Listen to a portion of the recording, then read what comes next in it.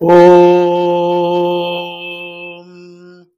குருர் பிரம்மா குருர் விஷ்ணு குருர் தேவோ மகேஸ்வர குரு சாட்சாத் பரபிரம்மா தஸ்மை ஸ்ரீ குருவே நம. நேத்திக்கு நம்ம தட்சிணாமூர்த்தி வழியா அம்பாளை வழிபடுற அந்த வழியை பார்த்தோம். பத்ததின்னு பேர். இன்னைக்கு நம்ம பார்க்க போறது ஹயக்ரீவ உபாசனை பண்ணின அந்த மார்க்கத்தை. ஹயக்ரீவர் உபாசனை பண்ணின மார்க்கத்துல நிறைய பேர் இருக்காளாங்கிறது எனக்கு தெரியாது. என் குருநாதர்கிட்டையும் கேட்டேன். அவரும் அது எனக்கு அவ்வளவா அதுல தெரியலை அப்படிங்கிற மாதிரி என்கிட்ட சொன்னார். இருக்கலாம், ஏன்னா இது எல்லாமே இந்த அம்பாளுடைய எல்லா பூஜையுமே குக்கியமா பண்றதுனால கண்டிப்பா இருக்கிறதுக்கு வாய்ப்புகள் உண்டு. எங்க இருக்கா அதுதான் நம்ம பார்க்க வேண்டிய அவசியம். அடுத்து ஹயக்ரீவர் யாரு? ஒரு காலத்துல மகாவிஷ்ணு அசுரர்களோட போர் பண்றார். எத்தனையோ யுகங்கள் அந்த போர் நீடிக்கிறது. கடைசியில அந்த போர் முடிஞ்சு இவர் ஒரு இடத்துல உட்கார்றார். ரொம்ப டயர்டா இருக்கு. எத்தனையோ யுகங்களா அவர் போர் பண்ணிட்டு இருக்கிறதுனால அவர் என்ன பண்றார், தன்னோட சாங்கிரம்ங்கிற வில்ல கையில வச்சுட்டு இருக்கார். அந்த வில்லுல தன்னோட தலையை வச்சு கொஞ்ச நேரம் இளைப்பாறலாம் அப்படின்னு உட்கார்ந்துருக்கார். தூங்கி போயிடுறார். அவர் தூங்கி போறதுனால என்ன ஆயிடுறதுன்னு கேட்டா, எல்லாமே அவர் எத்தனையோ யுகங்களா யுத்தம் பண்ணிட்டு இருக்கிறதுனால அந்த டயர்ட்னஸ்ல ஒரு பாட்டு தூங்கிட்டார். அதே நேரத்துல ஹயக்ரீவன்கிற ஒரு அசுரன் தேவால பிரம்மாட்டேந்து அந்த வேதங்கள் எல்லாத்தையும் எடுத்துன்னு போயிட்டார். இப்ப என்ன பண்றது? இந்த அசுரனை கொண்டு இந்த வேதத்தை மீட்டு தரணும். அதுக்கு அவரால் மட்டும்தான் முடியும். இப்படி யோசனை பண்ணிட்டு இருக்கிறது என்ன ஆயிடுதுன்னு கேட்டா, யாரெல்லாமோ என்னெல்லாமோ எல்லா தேவாலும் ட்ரை பண்றார். அவரை எழுப்ப முடியல யாராலே. ஏன்னா அவ்வளவு காடமான யோக நிற்கையில போயிடுறார் அவர். சரி, என்ன பண்ணலாம் அப்படின்னு யோசனை பண்ணி நான் என்ன பண்றா, இவ அவரோட சாங்கிரத்தினுடைய அந்த ஞானம் அறுத்து விட்டு அவர் அது திடீர்னு இந்த வில்லு முழு நிலைமைக்கு வரும்போது அவர் எழுந்திருந்துடுவார் அப்படிங்கிற ஒரு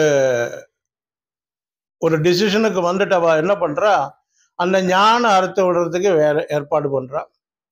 அந்த ஞானம் அறுத்து விடுறது சிதல் அப்படிங்கிற ஒரு பூச்சியை கூப்பிடுறா. டெர்மைட் நம்ம இங்கிலீஷ்ல சொல்லுவோம். இப்போ அது சொல்றது, அவரோட கோபத்துக்கு நான் ஆளாயிடுவேன் அப்படி. அதெல்லாம் இல்லை, உனக்கு தேவையானதெல்லாம் நாங்க தரோம் அப்படின்னு அதுக்கு ஒரு அஷூரன்ஸ் கொடுக்குறா. அந்த அஷூரன்ஸ் பேர்ல என்ன பண்றது, ஞானம் அறுத்து விட்டுருது. அதாவது சாங்கிரம்ங்கிற வில்ல வளைச்சு கட்டி வச்சிருக்கிறதுல இருந்து திடீர்னு அந்த ஞானம் இருந்ததுனால அது ரொம்ப வேகத்திலையும் அந்த அறுவட்டதனுடைய ஸ்பீடுலையும் அது என்ன பண்றது, ஒரே அடி அடிச்சு விடுறது. மகாவிஷ்ணுவோட தலை தெரிச்சு போயிட்டு கட்டாயி தெரிச்சு விடுறது. தேவா இல்லாம யோசனை பண்ற, பகவானே இது நல்ல காரியத்துக்கு வேண்டி பண்ணினோமே, அவருடைய தலையே இல்லாம போயிடுத்து, என்ன பண்றது யோசனை பண்ணி அம்பாளை நோக்கி தவம் இருக்கா. அம்பாள் என்ன பண்ற, நீங்க ஒன்றும் பண்ண வேண்டாம், ஒரு குதிரையினுடைய முகத்தை அவருக்கு வச்சு கொடுங்கோ, அவர் உயிர்ந்து வருவார் அப்படின்ட்டு சொல்றார். அம்பாள் மறைஞ்சுட்டா. தேவாலம் என்ன பண்றா, அம்பாள் சொன்ன மாதிரியே ஒரு குதிரையோட முகத்தை அவரோட பாடியோட சேர்த்து வச்சுடுற. அவர் உயிர் பெறுகிறார். அடுத்த க்ஷணம் அவர் என்ன பண்றார், வேதங்களை காப்பாத்துறதுக்காக ஹயக்ரீவன்கிற அந்த அசுரனோட போர் புரிஞ்சு அந்த வேதங்களை மீட்டுன்னு வர்றார். அந்த வேதங்களை அவர் திரும்ப பிரம்மாக்கே கொடுத்து விடுறார். சரி, ஹயக்ரீவர் எங்க வரார் அப்படின்னா, லலிதா சகஸ்ரநாமத்துக்கு வரும்போது ஹயக்ரீவ அகஸ்திய சம்பாதத்துல தான் லலிதா சகஸ்ரநாமமும் திரிசதியும் இருக்கு. அகஸ்திய பகவான் அவர்கிட்ட கேட்கிறார், சுவாமி எனக்கு லலிதாம்பாளை பத்தி சொல்லுங்கோ அப்படிங்கிறார். அவர் என்ன பண்றார், பாலாம்பிகையோட பద్ధதியை பத்தி சொல்றார், ராஜமாதங்கி பத்திர விதானத்தை எல்லாம் சொல்றார், வாராகியை பத்தியும் சொல்றார், பேசாம உட்கார்ந்துடுறார். அகஸ்தியருக்கு ஒரே ஆச்சரியம், என்னடா இது, நம்ம இவ்வளவு தாழ்மையா கேட்டும் கூட அம்பாளை பத்தின விவரங்கள் எல்லாம் நம்மளுக்கு சொல்றது இல்லையே, நம்மள அவ்வளவு பாவியா போயிட்டோமா அப்படிங்கிற ஒரு ஆதங்கம் வந்துடுறது அவருக்கு. அவர் இப்படி யோசிக்கிறார், எப்படி குருவான ஹயக்ரீவர் பகவான்கிட்ட எப்படி நம்ம அந்த விண்ணப்பத்தை வைக்கிறது. அதனால அவர் என்ன பண்றார், யோசிச்சு யோசிச்சு யோசிச்சு கேட்கிறார், நமஸ்காரம் பண்றார் ஹயக்ரீவ பகவானே, சுவாமி அடியன் ஏதாவது தவறா பேசினா என்னை பொறுத்து அருளணும். நீங்கள் பாலாம்பிகையோட விதானத்தை பத்தி சொன்னேள், ராஜமாதங்கியோட விதானத்தை பத்தி சொன்னேள், வாராகிய பத்தியும் எல்லாம் சொன்னாள், அம்பாளோட விதானத்தை பத்தி ஏன் என்கிட்ட சொல்லலை? எனக்கு அதுக்கு தகுதி இல்லையா, இல்லை நான் ஏதாவது அகோரமான பாவத்தை பண்ணியிருக்கிறதுனால எனக்கு சொல்ல வேண்டாம்னு நீங்கள் மௌனமாயிட்டேலா? என்ன இருந்தாலும் என்கிட்ட தெளிவா சொல்லிடுங்கோ அப்படின்னு கேட்கிறார். ஹயக்ரீவர் சொல்றார், அப்படியெல்லாம் ஒன்றும் கிடையாது. அம்பாளுடைய, அதாவது லலிதா மகா திரிபுர சுந்தரியோட எதை பத்தி சொல்றதா இருந்தாலும் சிஷ்யனா கேட்டாத்தான் சொல்லலாமே ஒழிய அல்லாம சொல்லலாகாது. அது ஒரு விதி. நான் முதல் பாகத்திலேயே சொன்னேன், குலஸ்திரீ எப்படி இருக்கப்படுமோ இல்லை எப்படி இருக்கணுமோ அந்த மாதிரி கட்டி காக்க கூடினது ஸ்ரீவித்யாங்கிற அந்த குல தேவதையை. ஏன் குலதேவதை அப்படின்னா, ஸ்ரீவித்யாங்கிற குலத்துக்கு அவள் தான் தேவதை. அது எந்த மார்க்கம் வேணும்னா இருக்கலாம், எந்த மார்க்கம் வேணும்னா கூட இருக்கலாம். ஆனா அவளுடைய விவரங்கள் வெளியில சொல்றதுக்கு முன்னால கேட்கிறவன் ஆர்வப்பட்டு கேட்டாலே ஒழிய சொல்லலாக. இது ரொம்ப முக்கியமானது. ஸ்ரீவித்யங்கிறது இல்லை, தசமகா வித்யங்களோட எல்லாத்தோடைய வித்தியகள்லையும் அப்படித்தான். சிஷ்யனானவன் குருகிட்ட கேட்காம அதை பத்தி சொல்லப்படாது, அது ஒரு மரப்பு. இப்படி அகஸ்திய பகவான் கேட்ட உடனே ஹயக்ரீவர் என்ன பண்றார், அப்படி எல்லாம் ஒண்ணும் இல்லை, நான் சொல்றேன் அப்படின்னு சொல்லிட்டு அம்பாளுடைய 1000 நாமாவான லலிதா சகஸ்ரநாமத்தை சொல்றார். இந்த லலிதா சகஸ்ரநாமங்கிறது மனுஷாலா இயற்றப்பட்டது அல்ல, ரிஷிகள் தேவர்களாலேயும் ஏற்றப்பட்டது அல்ல. அம்பாளுக்கு பக்கத்திலேயே இருக்கக்கூடிய வாக்தேவதைகள் 8 பேர் உண்டு. அ முதல் ஆவரையும் கா முதல் ஷாவரையும் இருக்கக்கூடிய அந்த வர்ணங்களை தாங்கி இருக்கக்கூடிய 8 தேவதைகள். இந்த தேவதைகளை பற்றின விவரம் நம்ம எப்போ ஆவரணத்துக்குள்ள கடக்கும் போது நம்ம சொல்லுவோம், அது வரைக்கும் படாது. இந்த ஆவரண தேவதைகளை கூப்பிட்டு அம்பாள் சொல்றா, என்னோட சகஸ்ரநாமத்தை நீங்க உருவாக்குங்க அப்படின்னு சொல்றா. அப்படி அம்பாளுடைய வடிவே ஆன இந்த அக்ஷர தேவிகளால உருவாக்கப்பட்டதுதான் லலிதா சகஸ்ரநாமம். அவளுக்கு பேரு வசின்யாதி வாக்தேவதைகள்னு சொல்லுவார். அப்ப இந்த வசின்யாதி வாக்தேவதைகள் அதை ஏற்று சரி பண்ணி வச்சுட்டு இருக்கா. அம்பாள் சிந்தாமணி கிரகத்துல கொலுவிட்டு இருக்கா. தேவர்கள் எல்லாரும் அவளை சூழ்ந்து உட்கார்ந்துருக்கா. யட்சரர், கிண்ணறர், கிம்புருஷர், ரிஷிகள் எல்லாரும் இருக்கா. அந்த நேரத்துல அம்பாள் என்ன பண்றா, தன்னோட கண்ணால இந்த வசின்யாதி வாக்தேவதைகளை பார்க்கிறா. வசின்யாதி வாக்தேவதைகளுக்கும் அம்பாளுக்கும் வேற்றுபாடு கிடையாது. அம்பாளோட மனோநிலையை புரிஞ்சுண்டவா என்ன பண்றா, இந்த லலிதா சகஸ்ரநாமத்தை பாராயணம் பண்றா. லலிதா சகஸ்ரநாமத்துக்கு எல்லா தேவீபரமான சகஸ்ரநாமத்துக்கும் தலை சிறந்தது லலிதா சகஸ்ரநாமம். ஸ்ரீவித்யா உபாசனையில் இருக்கிறவன் என்ன பண்ணினாலும் நித்திய பாராயணம் லலிதா சகஸ்ரநாமம் பண்ணணுங்கிறது விதி.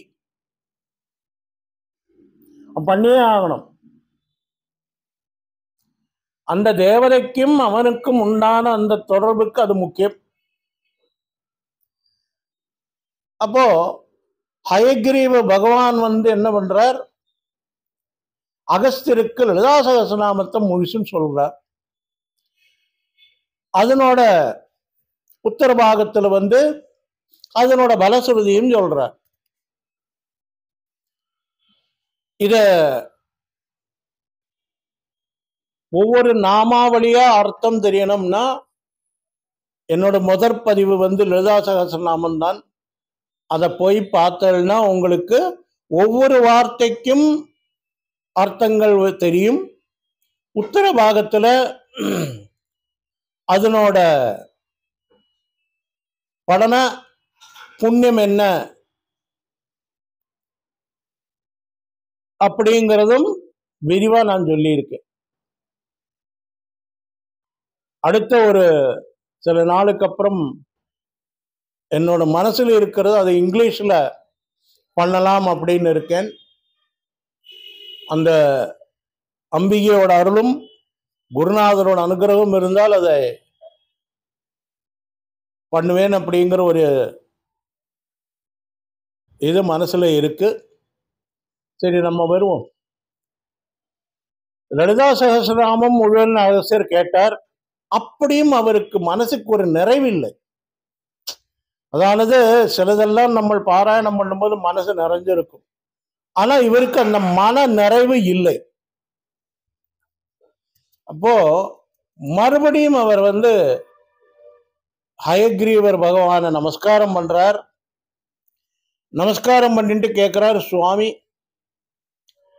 வழக்கமா ஒன்னு அம்பாளை பத்தினது கேட்டாலே மனசு நிறைஞ்சு குளிரும். ஆனா எனக்கு அப்படி எதுவோ தெரியலையே, ஏதோ பாக்கி இருக்கிற மாதிரி எனக்கு தெரியறது. அதனால அதையும் சொல்லி எனக்கு அனுகிரகம் பண்ணணும் அப்படின்னு கேட்டுக்கிறார். ஹயக்ரீவ பகவான் தியானத்துல ஆழ்ந்து விடுறார். அந்த தியானத்தில் உட்கார்ந்து இருக்கும்போது அவருக்கு என்ன ஆகுறது, காமேஸ்வரியா அவருக்கு அம்பாள் தரிசனம் கொடுக்கிறா. தரிசனம் கொடுத்துட்டு சொல்ற, அகஸ்தியன் என்னோட ரொம்ப வேண்டினவளான லோபாமுத்திரையோட பதி, அவனும் என்னோட உபாசகன் தான், அவனுக்கு நல்லாவே சொல்லி கொடுக்கலாம், அதுல ஒன்றும் தப்பில்லை அப்படின்ட்டு சொல்லிட்டு அம்பாள் மறைஞ்சு விடுறான். ஹயக்ரீவ பகவான் கண்ணை திறக்கிறார். கண்ணிலேருந்து ஆனந்த பாஷ்பம் அப்படியே ஒழுகிறது. அகஸ்தியரும் பயப்படுறார், தப்பா ஏதாவது சொல்லிட்டோமோ. உடனே ஹயக்ரீவ பகவான் சொல்றார், அஹோபாகியம் அஹோபாகியம் அப்படிங்கிறார். ஆஹா, நான் என்ன பாக்கியம் பண்ணியிருக்கணும், உன்ன மாதிரி ஒரு சிஷ்யனை கிடைக்க நான் என்ன பாக்கியம் பண்ணியிருக்கணும், உனக்கு சொல்லித்தரத்துக்கு காமேஸ்வரியாலே எனக்கு உத்தரவு போட்டிருக்கா, அதனால நான் சொல்லித்தரேன் அப்படின்ட்டு அம்பாளுடைய மூல மந்திரத்தை மேற்கொண்ட லலிதா திருசதியை சொல்லி கொடுக்கிறார். என் குருநாதர் சொல்லுவார், ஸ்ரீவித்தை இல்லாமல் லலிதா சகஸ்ரநாமத்தையும் திருசதியும் பாராயணம் பண்ணக்கூடாதுன்னு சொல்லுவார். இப்ப இருக்கிறவன் என்னெல்லாம் பண்றாங்கிறது எனக்கு தெரியலை. அடுத்தது நம்ம ஆனந்த பைரவ மதத்தை பத்தி அடுத்த ஒரு நாளைக்கு பார்க்கலாம். நாராயண நாராயண நாராயண நாராயண.